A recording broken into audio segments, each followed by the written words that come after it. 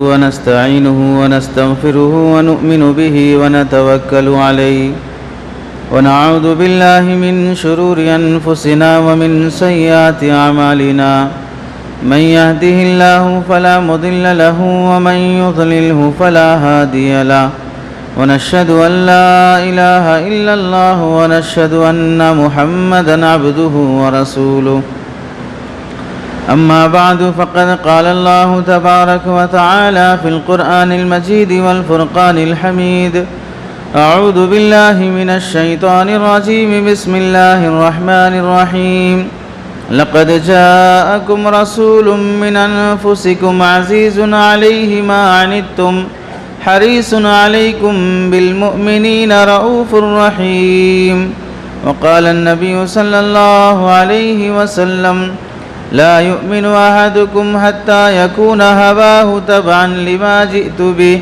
أو كما قال النبي صلى الله عليه وسلم اللهم صل على سيدنا محمد وعلى آل سيدنا محمد وبارك وسلم اللهم صل على سيدنا محمد وعلى آل سيدنا محمد وبارك وسلم اللهم صل على سيدنا محمد وعلى آل سيدنا محمد وبارك وسلم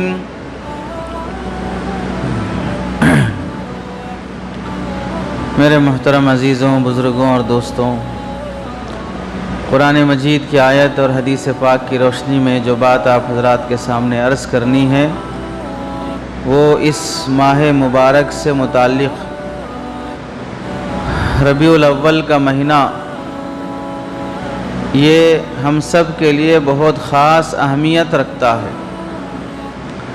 اللہ کے نبی علیہ السلام کی ولادت، آپ علیہ السلام کی رحلت، حضور صلی اللہ علیہ وسلم کا ہجرت کا فیصلہ فرمانا، حضور صلی اللہ علیہ وسلم کو نبوت عطا کیا جانا، بہت سارے اہم واقعات اس مہینے سے جڑے ہوئے ہیں۔ اللہ کے نبی علیہ السلام اسی ماہ میں پیدا ہوئے، اسی مہینے میں دنیا سے تشریف لے گئے۔ تو ربیع الاول کا مہینہ، ربیع کہتے ہیں بہار کو، موسم بہار، جس موسم میں درخت ہرے بھرے رہتے ہیں، اس مہینے میں اللہ رب العزت نے اپنے حبیب کو دنیا میں بھیجنے کا فیصلہ فرمایا۔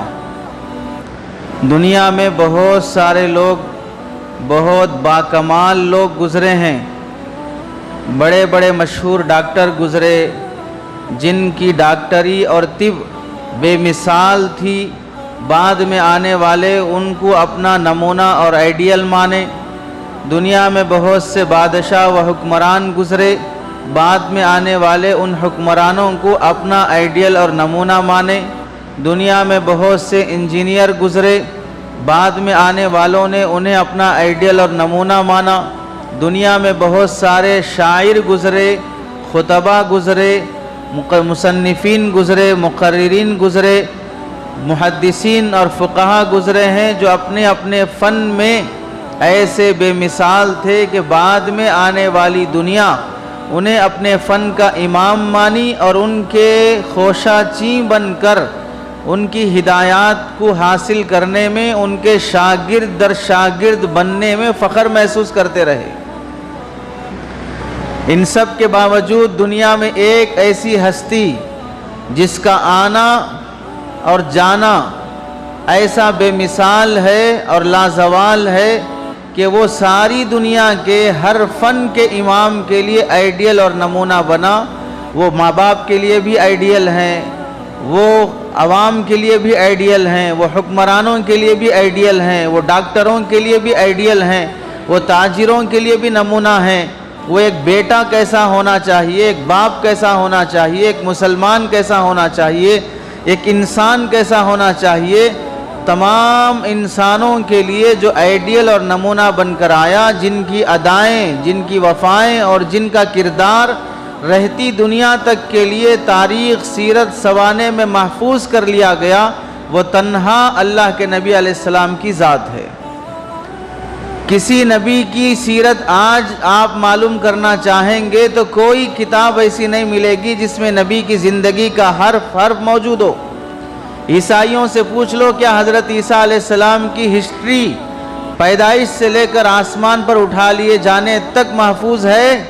صبح شام محفوظ ہے، تجارت محفوظ ہے، معاشرتی زندگی محفوظ ہے، دن کے لمحے رات کی گھڑیاں محفوظ ہیں۔ یہودیوں سے پوچھ لو کہ ان کے نبی حضرت موسیٰ علیہ السلام کی زندگی محفوظ ہے؟ کسی نبی کی تاریخ اور زندگی اللہ نے ویسے محفوظ نہیں فرمائی جیسے سرکار دو عالم صلی اللہ علیہ وسلم کی شب و روز کو محفوظ کیا گیا۔ آپ کے بولنے کو، آپ کے اٹھنے کو، آپ کے چلنے کو، آپ کے ہر بول کو اللہ نے محفوظ فرمایا ہے۔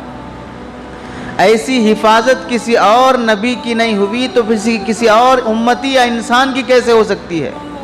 مولانا منظور صاحب نعمانی رحمت اللہ علیہ فرمایا کرتے تھے، مجھے میرے والد کی ادائیں یاد نہیں ہیں، وہ کیسا چلتے تھے، کیسا بولتے تھے، کیسا بیٹھتے تھے، دایاں پیر کیسا استعمال کرتے، لیفٹ ہینڈ کیسا استعمال کرتے۔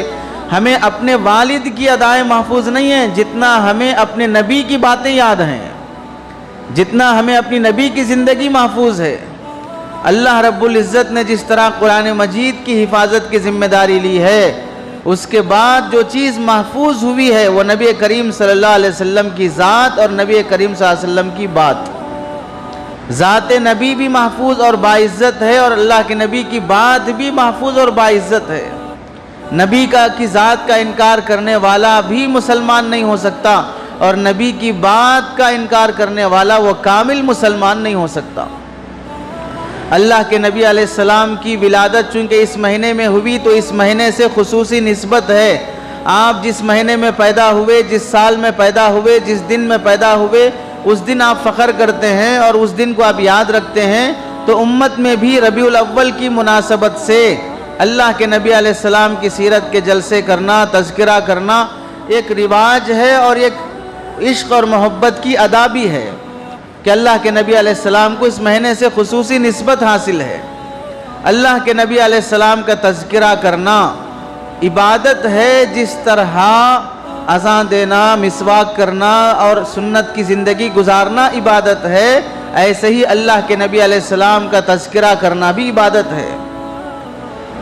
لیکن بس اتنی بات کا لحاظ رکھا جائے کہ تذکرے کو اس مہینے کے ساتھ یا کسی دن کے ساتھ خاص نہ کیا جائے، جیسا کہ ایک بڑے بزرگ حضرت مولانا فضل الرحمن گنج شکر مراد آبادی رحمت اللہ علیہ فرمایا کرتے تھے، جب ان سے پوچھا گیا کہ آپ میلاد النبی نہیں مناتے تو آپ نے فرمایا میلاد النبی کا ہمارے پاس کوئی مہینہ، کوئی دن متعین نہیں ہے، ہم ہر لمحے نبی کی میلاد میں مشغول رہتے ہیں، ہر دن نبی کی یاد میں مشغول رہتے ہیں۔ اس نبی کے بغیر ہمیں کلمہ نصیب نہ ہوتا، جس نبی کے آنے سے ہمیں ایمان ملا ہے، اس نبی کو ہم مہینے میں ایک دن یاد کریں، سال میں کوئی ایک مہینہ خاص کر لیں، بلکہ ہماری ذمہ داری یہ ہے کہ ہم اگر سچے عاشق ہیں تو ہر دن نبی کو یاد کرے۔ کوئی عاشق اپنی معشوق کو یاد کرنے کے لیے ڈیٹ فکس نہیں کرتا ہے۔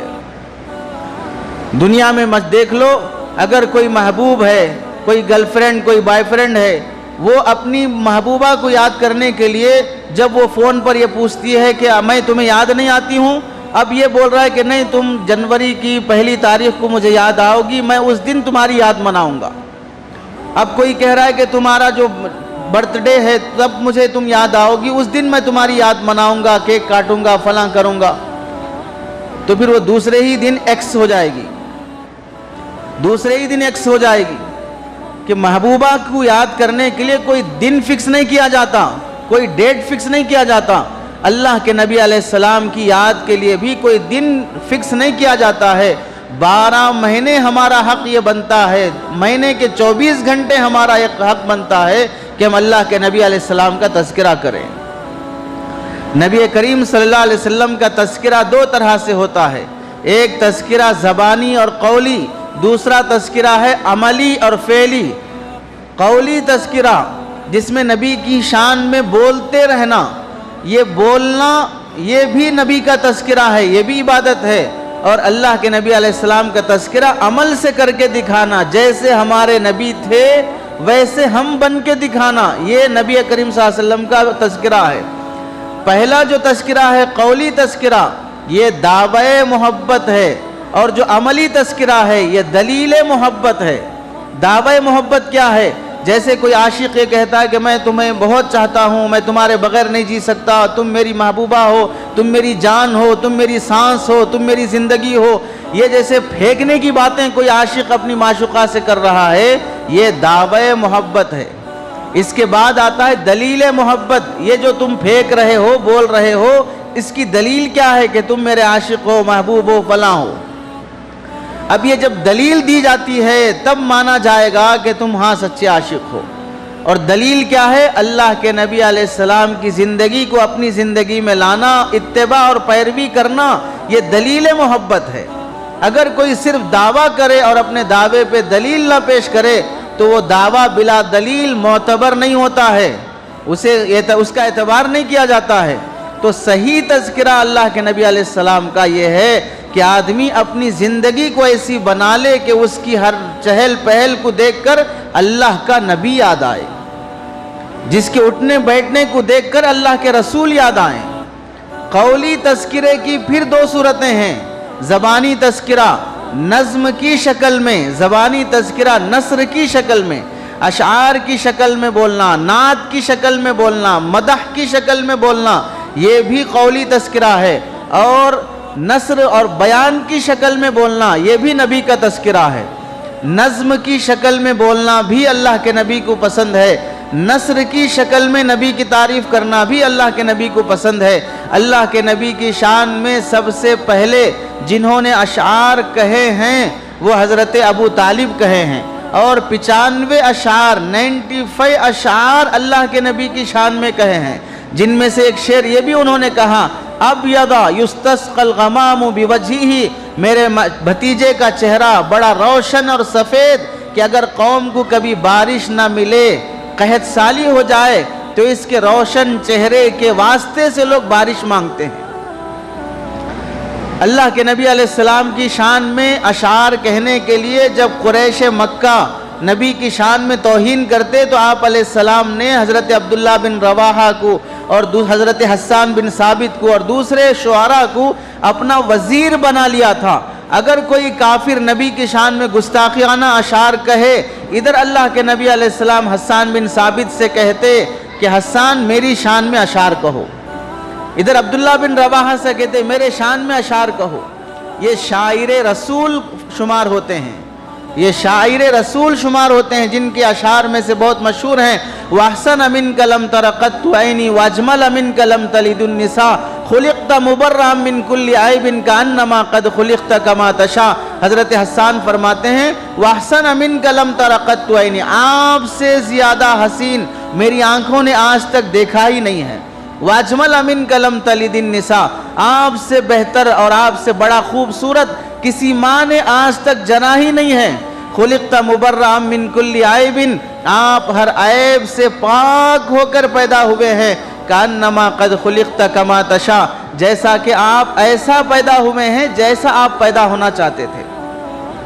اسے دوسرے لوگوں نے یوں فرمایا کہ اللہ رب العزت زبان حال سے اپنے محبوب سے یہ پوچھا کہ میرے محبوب آپ اپنا چہرہ کیسا چاہتے ہیں، ناک کیسی بناؤں، ہونٹ کیسے بناؤں، گال کیسے بناؤں، دانت کیسے بناؤں، آپ کی جو پسند ہے ویسی پسند سے آپ کو بناؤں گا۔ ہم میں سے کوئی ہماری اپنی پسند سے بنا نہیں ہے، اگر اپنی پسند سے بنا ہوتا تو کالا نہ بنتا، نکٹا نہ بنتا، کوئی اور ایسی صورت کا نہ بنتا جسے دوسری صورت پہ رشک آ رہا ہو۔ صرف ایک ذات واحد ہے جسے اللہ نے ایسا بنایا جیسا وہ بننا چاہتا ہے، اور اس کو دیکھ کر ہر کوئی ویسا بننا چاہتا ہے، وہ ایسا بنا جیسا وہ بننا چاہتا ہے۔ اگر کوئی سچے دل سے ان کو دیکھ لے تو ہر کوئی ویسا بننا چاہتا ہے، بلکہ حکم دیا گیا کہ ویسے بننے کی کوشش کرو۔ قُلْ إِن كُنتُمْ تُحِبُّونَ اللَّهَ فَاتَّبِعُونِي، اگر اللہ سے محبت کا دعویٰ ہے تو محمد کے غلام بن کے دکھاؤ، مصطفیٰ کے غلام بن کے دکھاؤ، تب تمہاری محبت کامل شمار کی جائے گی۔ اللہ کے نبی علیہ السلام کی شان میں حضرت اب کعب بن سلمی رضی اللہ تعالیٰ عنہ نے بڑے اشعار اور ایک لمبا قصیدہ پڑھا. اللہ کے نبی علیہ السلام اتنا خوش ہوئے کہ ان کو وہ اشعار جو نبی کی شان میں پڑھے گئے اللہ کے نبی نے بلایا اور انہیں ممبر پہ بٹھا کے اپنے اشعار جو کہے گئے وہ سنا. اس کے بعد اپنے جسم کی چادر جو اوڑھی ہوئی تھی وہ نکال کے ان کو دے دیا، خوش ہو کر کہ میری شان میں تم نے ایسے اشعار کہے ہو. اب وہ چادر نبی کے جسم سے لگی ہوئی، نبی اوڑھی ہوئی چادر ہے، کتنی برکت والی چادر ہے. حضرت معاویہ رضی اللہ تعالیٰ عنہ کو پتا چلا کہ نبی کریم صلی اللہ علیہ وسلم نے انہیں اپنی چادر نکال کے دے دی ہے، تو اپنا ایک غلام اور قاصد بھیج کر کہا کہ وہ چادر ہمیں بیچ دو. اس زمانے میں 1400 سال پہلے 20,000 چاندی کے سکے دے کر خریدے، 20,000 چاندی کے سکے دے کر وہ چادر خریدی گئی. اور پھر خلافت بنو امیہ میں جب کوئی اموی بادشاہ سلطنت کی کرسی پر بیٹھتا تو بطور تبرک کے وہ چادر اوڑھ کر بیٹھتا تھا کہ نبی کی چادر ہے. اللہ کے نبی علیہ السلام کی شان میں اشعار کہنا، لوگوں نے عربی میں کہے، فارسی میں کہے، اور ہر زبان میں نبی کی شان میں اشعار کہے گئے، یہ بھی نبی کی شان کا تذکرہ ہے. نثر میں اشعار کہنا، نثر میں نبی کا تذکرہ کرنا. اللہ کے نبی علیہ السلام کی شان میں تذکرہ کیسے بھی کیا جاؤ. حضرت عباس رضی اللہ تعالیٰ عنہ جو حضور صلی اللہ علیہ وسلم کے چچا ہیں، غزوہ خیبر کے موقع پر جب واپس آ رہے تھے تو حضرت عباس نے فرمایا یا رسول اللہ میں آپ کی شان میں کچھ اشعار کہنا چاہتا ہوں. چچا ہیں، بھتیجے کی شان میں اشعار کہنا چاہ رہے ہیں. تو اللہ کے نبی علیہ السلام نے فرمایا ٹھیک ہے کہو. نبی کے سامنے نبی کی تعریف کرنا عبادت ہے، ثواب کا ذریعہ ہے. ہمارے سامنے ہماری تعریف کرنا کبھی گناہ کا بھی ذریعہ بن جاتی ہے. منہ پر تعریف کرنے سے آدمی تکبر میں مبتلا ہو سکتا ہے، اس کے عمل میں اخلاص ختم ہو سکتا ہے. جب تک اس کے اخلاص پر اعتماد نہ ہو منہ پر تعریف نہ کی جائے. لیکن نبی کے سامنے تعریف کرنا بہر صورت عبادت ہے، چونکہ نبی کا دل ہر عیب سے پاک ہے. کبھی تکبر پیدا نہیں ہوگا نبی کے دل میں، نبی کے دل میں کبھی ریاکاری پیدا نہیں ہوگی. حضرت عباس رضی اللہ تعالیٰ اشعار جب پڑھنا شروع کیے اس میں فرمایا جب اللہ نے آدم کو بنایا تو آدم کی پیشانی میں آپ نور کی شکل میں موجود تھے. جب فرشتوں نے حضرت آدم کا سجدہ کیا تو وہ سجدہ آپ کا حضرت آدم کا بھی تھا اور آپ کے نور کا بھی سجدہ تھا. آپ کے نور کو سجدہ کیا. اور جب حضرت آدم دنیا میں تشریف لائے تو حضرت آدم کے ذریعے سے آپ دنیا میں تشریف لائے. اور جب حضرت آدم کی پشت سے وہ نور منتقل ہوا تو حضرت شیش علیہ السلام کی پشت میں منتقل ہوا. اور نوح علیہ السلام کی کشتی طوفان میں کیسے ڈوب جاتی جبکہ آپ اس کشتی میں نور کی شکل میں موجود تھے. ابراہیم علیہ السلام کو نمرود کی آگ کیسے جلا سکتی جبکہ ابراہیم کی پشت میں آپ نور کی شکل میں موجود تھے. اسماعیل کے گلے پہ چاقو کیسے چلتی جبکہ اسماعیل کی پشت میں آپ نور کی شکل میں موجود تھے. اللہ کے نبی علیہ السلام کی شان میں ایک صحابی نے تعریف کے کچھ اشعار کہے تو اللہ کے نبی علیہ السلام نے ان صحابی سے کہا جب انہوں نے زبان سے اور اپنے منہ سے اشعار اور نبی کی شان بیان کی، اللہ تمہارے دانتوں کو تر و تازہ رکھے. دعا میں یہ جملہ فرمایا اللہ تمہارے دانتوں کو تر و تازہ رکھے. بوڑھے ہو گئے، آنکھوں کی بینائی چلے گئی، لیکن دانت ان کے ایسے مضبوط تھے کہ بڑھاپے میں بھی وہ غذا کھاتے جو جوان نہیں کھا سکتا. اللہ کے نبی علیہ السلام کی دعا کی برکت. بزرگوں میں ایک بڑے اللہ والے گزرے ہیں، امام بصیری رحمت اللہ علیہ. بادشاہوں کے دربار میں جاتے، اشعار کہتے، انہیں ہدیہ تحفہ ملتا اور اس پر گزارا کرتے. ایک دن کسی اللہ والے نے ان سے پوچھا آج تک آپ کو اللہ کے نبی کی زیارت نصیب ہوئی؟ تو وہ کہنے لگے کہ نہیں نصیب نہیں ہوئی. تو انہوں نے طنز کے طور پہ کہا کیسے مسلمان ہو جس نبی کے امتی ہو اور جس نبی کے عاشق اور محبت کا دعویٰ کرتے ہو، آج تک اس نبی کو دیکھے نہیں ہو، زیارت نصیب نہیں ہوئی ہے. تو ان کے دل کو چوٹ لگی کہ صحیح بات ہے کہ ہم جس نبی کے عاشق ہیں آج تک اس کا دیدار نہیں کر سکے ہیں. اور دیدار کب ہوگا؟ جب نبی سے سچا عشق ہوتا ہے. دنیا میں کوئی چیز پانا مشکل نہیں ہے اگر نبی پر درود کا اہتمام ہو، نگاہوں کی حفاظت کا اہتمام ہو، حلال روزی کا اہتمام ہو، لوگوں کو تکلیف دینے سے بچنے کا اہتمام ہو، حقوق کی ادائیگی کی فکر ہو تو اللہ کے نبی علیہ السلام زیارت میں تشریف لاتے ہیں. آج اگر کوئی اپنے بیٹے کو نہ دیکھے، بیٹی کو نہ دیکھے، بیوی کو نہ دیکھے، بچھڑے ہوئے دوست کو نہ دیکھے، یہاں تک کہ حرام محبت کرنے والی گرل فرینڈ کو نہ دیکھے تو بے چین ہے۔ اور جو نبی کریم صلی اللہ علیہ وسلم جو ہماری شفاعت کا ذریعہ ہیں، ایمان کا وسیلہ ہیں، وہ ہمیں اب تک دکھائی نہیں دیا ہے، پھر بھی کوئی بے چینی نہیں ہے، اور عشق کے دعوے ہیں، بس بے چین ہو گئے، بیمار پڑ گئے، اور ایسے بیمار ہو گئے کہ کمر سے لے کر پاؤں تک کا حصہ اپاہج ہو گیا، پیروں سے چلنے سے معذور ہو گئے، بستر پر پڑے رہے، بہت علاج معالجہ کرایا، صحت نہیں ملی، لیٹے لیٹے دل میں خیال آیا بادشاہوں کے دربار میں جا کر ان کی شان میں اشعار کہہ کر پیسے کماتا تھا، آج تک نبی کی شان میں کوئی شعر نہیں کہا، اب لیٹے لیٹے اللہ کے نبی علیہ السلام کی شان میں اشعار لکھنا شروع کیے، لیٹے لیٹے نبی کی شان میں اشعار لکھنا شروع کیا، اور لکھ کر وہ کاغذ سرہانے رکھ لیے۔ اللہ کے نبی علیہ السلام کی محبت میں یہ اشعار لکھنا اللہ کو اتنا پسند آیا کہ اسی رات سرکار دو عالم صلی اللہ علیہ وسلم خواب میں تشریف لائے، اور لا کر اللہ کے نبی علیہ السلام نے فرمایا کہ بصیری وہ اشعار جو تم نے ہمارے شان میں لکھے ہمیں سناؤ۔ تو یہ خواب میں ہی اللہ کے نبی علیہ السلام کو اشعار سنانے لگے، پورا لمبا قصیدہ ہے، اور یہ اس قصیدے کی شان یہ ہے، نبی کے بچپنے سے لے کر نبی کی وفات تک پوری زندگی انہوں نے اشعار میں بیان کر دی۔ اس قصیدے کو لوگوں نے انگریزی میں اور مختلف زبانوں میں سے کئی مرتبہ ترجمہ کر کے چھاپا ہے۔ اب وہ اشعار پورے سنانے کے بعد سرکار دو عالم صلی اللہ علیہ وسلم نے پوچھا، بصیری مانگو، کیا مانگتے ہو، کیا چاہیے، کیا چاہیے؟ یہ بادشاہوں کی شان ہوتی ہے، خوش ہوتے ہیں تو نوازتے ہیں، خوش ہوتے ہیں تو نوازتے ہیں۔ اللہ کے نبی علیہ السلام کو وضو بنانے کے لیے ایک صحابی وضو کا پانی لا کے رکھے، ایک بار رکھے، دو بار رکھے، چار بار رکھے، ہر بار تہجد کے ٹائم پہ وضو کا پانی لا کے رکھنا، رات کی نیند قربان کر کے۔ تو اللہ کے نبی نے ان صحابی کو دیکھا بڑی خدمت کر رہے ہیں، تو کہا کہ بولو کیا چاہیے؟ تو وہ صحابی بڑے ہوشیار تھے، انہوں نے کہا یا رسول اللہ جنت میں آپ کا ساتھ چاہیے، جنت میں آپ کا ساتھ چاہیے۔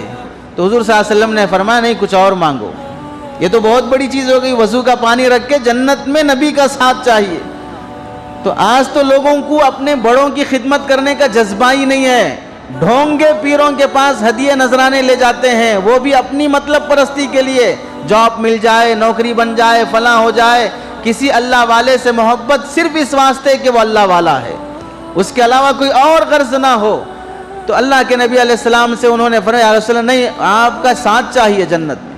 تب اللہ کے نبی علیہ السلام نے چونکہ وعدہ فرما دیا تھا تو فرمایا اکثر، زیادہ کرو، وآبن بالسجود، سجدوں کے ذریعے سے میری مدد کرو، یعنی خوب نمازوں کا اہتمام کرو، اللہ نے چاہا تو جنت میں میرا ساتھ ملے گا، خوب نمازوں کا اہتمام کرو۔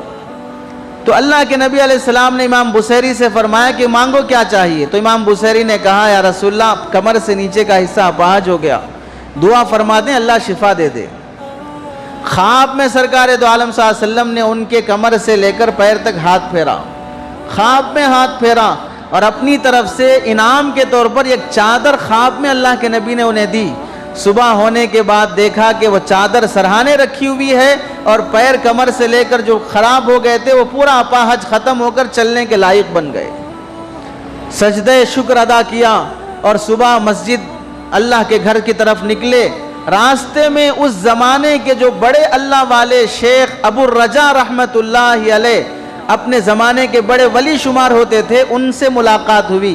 تو انہوں نے سلام کر کے ان کو روکا اور کہا بصیری کہاں جا رہے ہو؟ اللہ کے گھر جا رہا ہوں۔ کہنے لگے رات میں جو قصیدہ تم نے اللہ کے نبی کو سنایا ہے وہ ہم کو بھی سناؤ۔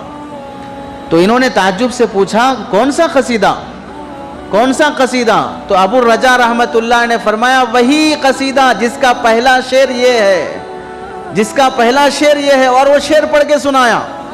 تو انہوں نے تعجب سے پوچھا من این حفظتھا، آپ کو کیسے معلوم کہ یہ پہلا شعر ہے، یہ دوسرا شعر ہے، یہ قصیدہ میں نے لکھا ہے؟ تو شیخ ابو الرجا رحمت اللہ نے فرمایا رات جب تم خواب میں اللہ کے نبی کو سنا رہے تھے وہاں حضرات خلفائے راشدین اور میں بھی اس مجلس میں موجود تھا۔ اللہ کے نبی علیہ السلام کی شان میں قصیدہ کہنا، نعت کہنا، تذکرہ کرنا آدمی کے لیے بڑی صحت کا بھی ذریعہ ہے۔ بیمار تھے، شفا مل گئی، نامعلوم تھے، کوئی جانتا پہچانتا نہیں تھا، نبی کی شان میں قصیدہ کہے ساری دنیا میں مشہور ہو گئے، اللہ نے بڑا اونچا مقام نصیب فرما دیا اور اس قصیدے کی برکت سے مشہور ہو گئے جو نبی کی شان میں کہا۔ حسان بن ثابت رحمۃ اللہ رضی اللہ تعالیٰ جو نبی کے شاعر ہیں، ان سے کسی نے کہا کہ آپ بڑے اچھے شاعر ہیں، نبی کی شان میں آپ اشعار کہتے ہیں، آپ کا بڑا مقام ہے۔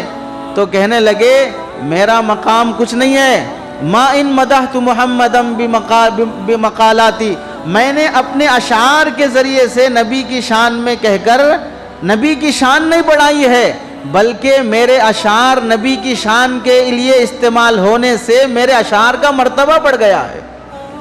میرے اشعار سے نبی کی شان نہیں بڑھی، نبی کی شان میں بولنے کی وجہ سے میرا مرتبہ بڑھا ہے۔ وہ تو بڑے شان والا ہے، بڑے مرتبے والا ہے، اس کی شان میں کوئی کہے گا اس کا مرتبہ بلند ہو جائے گا، اس کا مقام بلند ہو جائے گا۔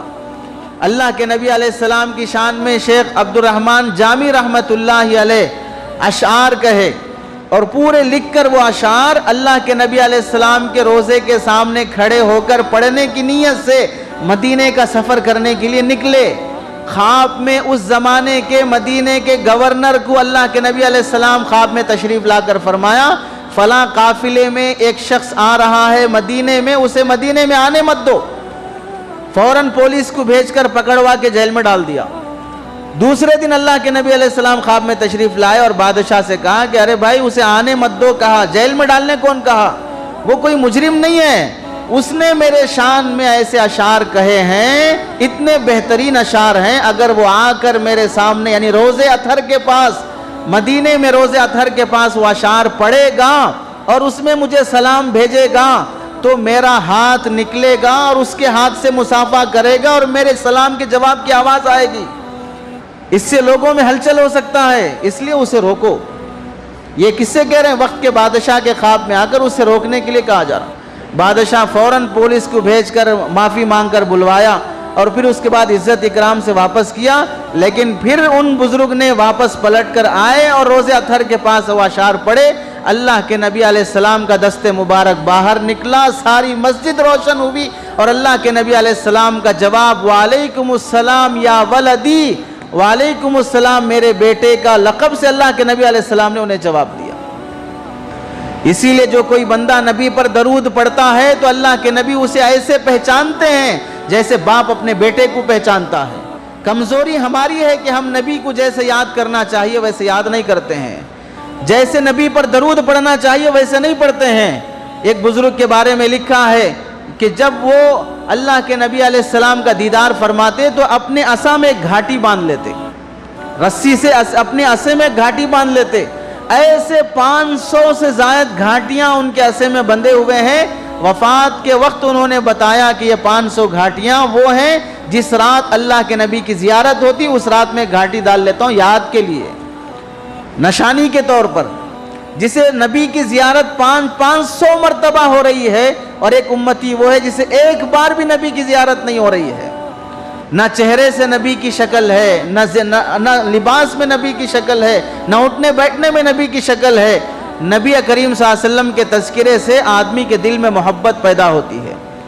من احب شیئا اکثر ذکرہ، جو کسی سے محبت کرتا ہے تو اس کے تذکرے بھی زیادہ کرتا ہے، جو کسی سے محبت کرتا ہے تو اس کے تذکرے بھی زیادہ کرتا ہے۔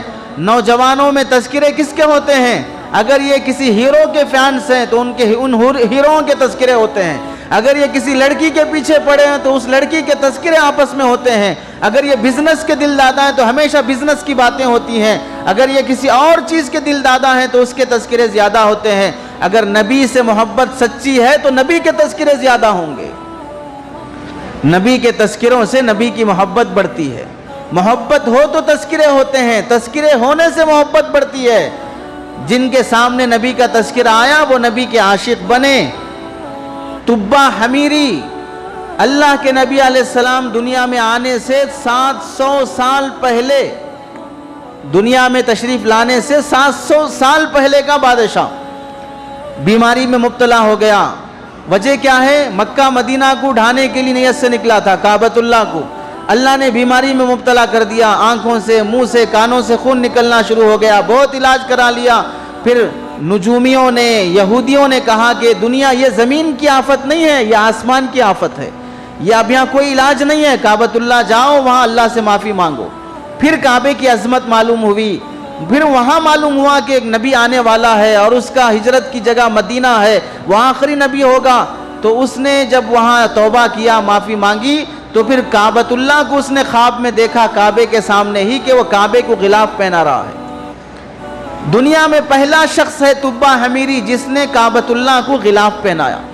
اس سے پہلے آدم علیہ السلام سے لے کر اس کے زمانے تک کعبے پر کوئی چادر اڑائی نہیں جاتی تھی، کوئی غلاف نہیں پہنایا جاتا تھا۔ یہ دنیا کا پہلا شخص ہے جس نے کعبے کو غلاف پہنایا۔ آج تک بھی اس کی بنائی ہوئی سنت چل رہی ہے کعبے کو کپڑا پہنانے کی۔ بعد میں وہ بدلتی رہی، بھاری سے بھاری غلاف پہنایا گیا، اور جب مدینہ پہنچا تو مدینے میں 400 لوگوں کے لیے اس نے مکانات بنائے اور ان کو وہاں ٹھہرایا، اور یہ کہا کہ یہیں رہو، اور جب آخری نبی آئے تو ان سے مل کر ان پر ایمان لاؤ۔ اور پھر یہ خط لکھا، اس 400 میں ایک کو گورنر بنایا اور اپنی طرف سے خط لکھا، اور اس خط میں لکھا کہ میں تبع حمیری، آپ کے غلاموں کا غلام، آپ سید المرسلین، تمام رسولوں کے سردار، میں آپ پر ایمان لاتا ہوں، آپ کو دیکھا نہیں ہوں لیکن آپ پر ایمان لاتا ہوں، آپ پر جو کتاب آئے گی وہ کہ اس پر ایمان لاتا ہوں، اور اگر میں آپ کا زمانہ پا لیا تو آپ کا ساتھ دیتا ہوں، آپ گواہ رہیں کہ میں آپ کے آنے سے پہلے ہی آپ کا پہلا امتی بن چکا ہوں۔ وہ خط اللہ کے نبی علیہ السلام کو پہنچانے کے لیے وصیت کیا، اور نبی کے آنے سے پہلے نبی کے لیے ایک مکان تعمیر کر کے گیا کہ جب نبی آئیں تو اس مکان میں ان کو ٹھہرانے کے لیے کہو۔ وہ 700 سال کے بعد چلتے وہ خط پہنچا حضرت ابو ایوب انصاری رضی اللہ تعالیٰ عنہ کے پاس، اور جب ہجرت سے مکہ سے مدینہ ہجرت کر کے اللہ کے نبی مدینے میں آئے، مدینے کا ہر آدمی یہ کہہ رہا ہے کہ یا رسول اللہ میرے گھر میں آئیے۔ اللہ کے نبی نے فرمایا اس اونٹنی کو چھوڑ دو، یہ جس کے گھر کے سامنے جا کے بیٹھے گی میں اس کے گھر کا مہمان بنوں گا۔ اور اونٹنی کو بھی اللہ کی ہدایت دیکھیے کہ وہ اونٹنی سیدھے ابو ایوب انصاری کے گھر جا کے بیٹھتی ہے۔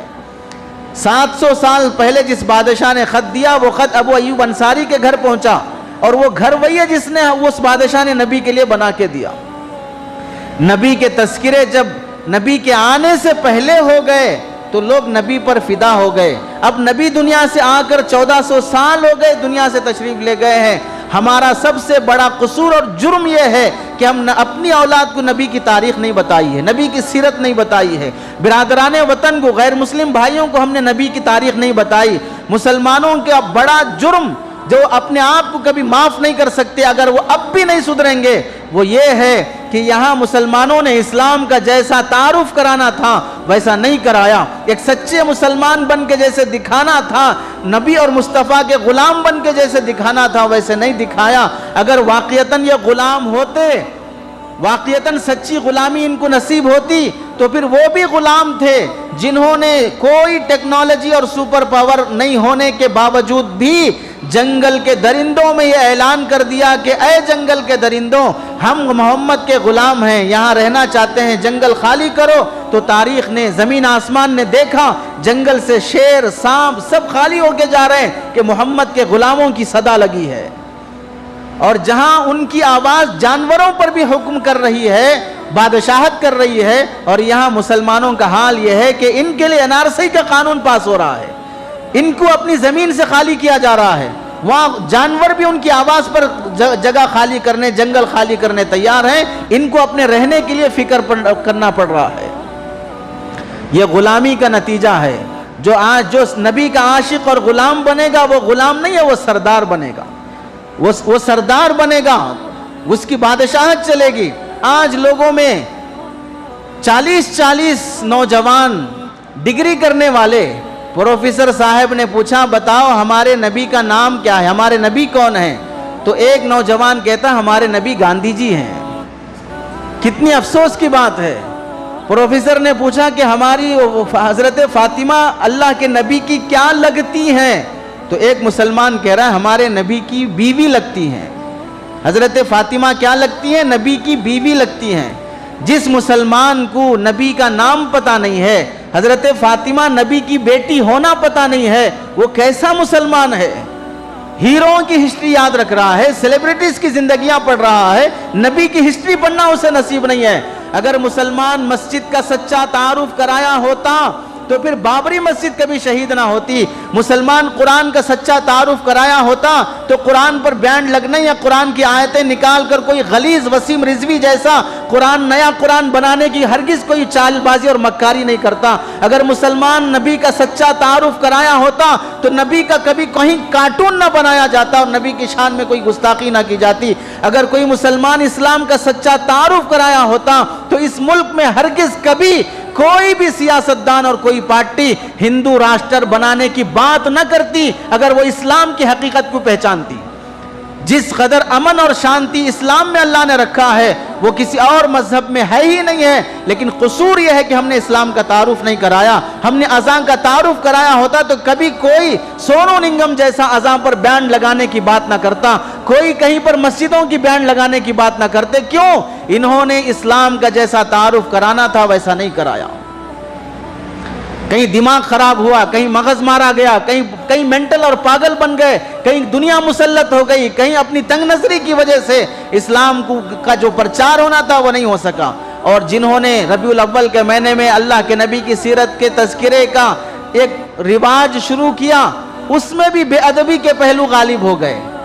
نبی کا تذکرہ عبادت ہے, نبی کا تذکرہ ایمان کا حصہ ہے, لیکن کیا کہا جائے ان بھولے مسلمانوں کو نبی کا تذکرہ کرنے کا کوئی ڈھنگ, کوئی سلیقہ ایسا جس سے نفرت پیدا ہوتی ہو.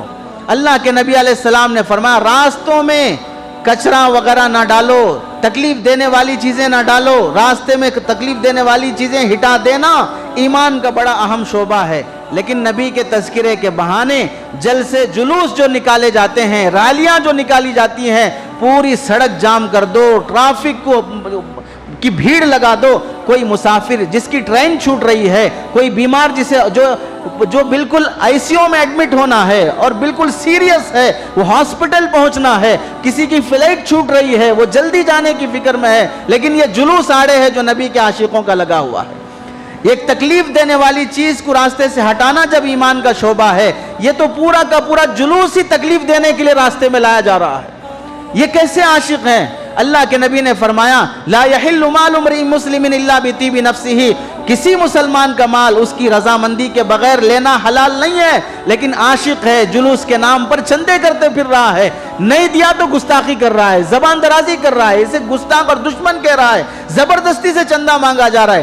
ارے اپنے بیٹے کا بھی برتھ ڈے کرتے ہو, اپنی محبوبہ کے ساتھ بھی اس کے ساتھ ہیپی نیو ایئر مناتے ہو, اس کا بھی برتھ ڈے مناتے ہو, تو اس وقت کیا دوسرے عاشقوں کے پاس چندہ کرنے کے لیے جاتے ہو؟